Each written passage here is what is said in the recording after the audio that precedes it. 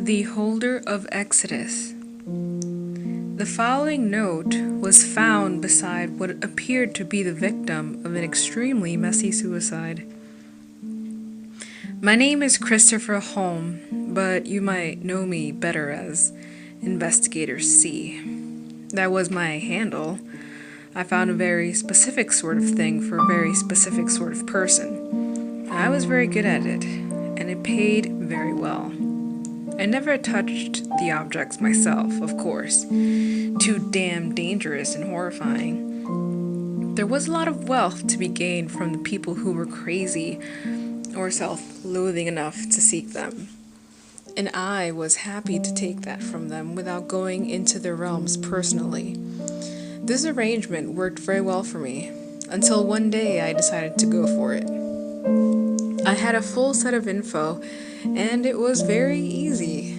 Almost nothing left to chance, very little personal pain involved. So I did it. I got my first object.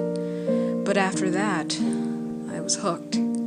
I couldn't bring myself to stop. I built myself a small collection, but it wasn't until much later that I realized the cost.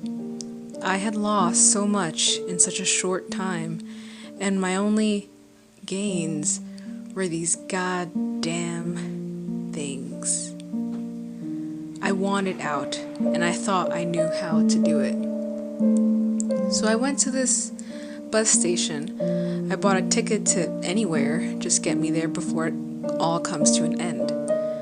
I got on a normal-looking bus with normal-looking people, and not a single person would look at me. So far, so good. Then I waited. Days passed.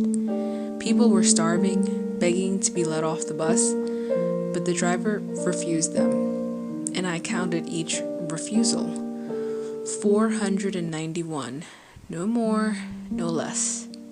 That's when I loaded the bullet into my gun and shot him in the head. The door opened as if on cue, and I made sure I was the first one out. But I had to pluck the bullet from his skull first. It wasn't mandatory, but I just couldn't bring myself to let it go. Everyone followed me as I led them through a seemingly endless wasteland. My path took us in circles, and many died on the way or questioned my leadership, but I said nothing. I had the map. I knew the way, and I knew what they would do if I stepped off the invisible path. Soon, we arrived at the sea. A ship was waiting, its captain calling me. "No," I said. He offered again and again, and I said, "No."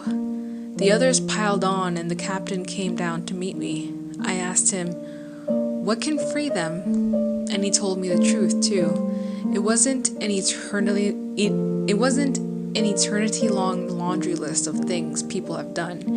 It was a short, simple answer, one that I knew in what was left of my heart to be true but didn't want to hear. Then he took my right hand, shook it, and sailed off into wherever the hell they went. Then I was back home. I had what I wanted. My hand, where he shook it, was wreathed in blue fire, the fire of Exodus. Touch anybody with it, living or dead, and they will be sent away to a place free of all this, of the end itself. It was supposed to be my salvation, but what they don't tell you is you can't use it on yourself. And worse, almost anybody who knows what it is wants a piece of that escape. Like them, they want Exodus, and they want it bad. I know it's going to happen to me if I take the coward's way out. The holders have told me in no small detail. Christ, they do love to share, don't they? No imaginations, but I can't stand it. They've been hunting me with such ferocity ever since my hands started burning. Fucking object 491 of 538. I hope the next guy knows how to use it better than I did.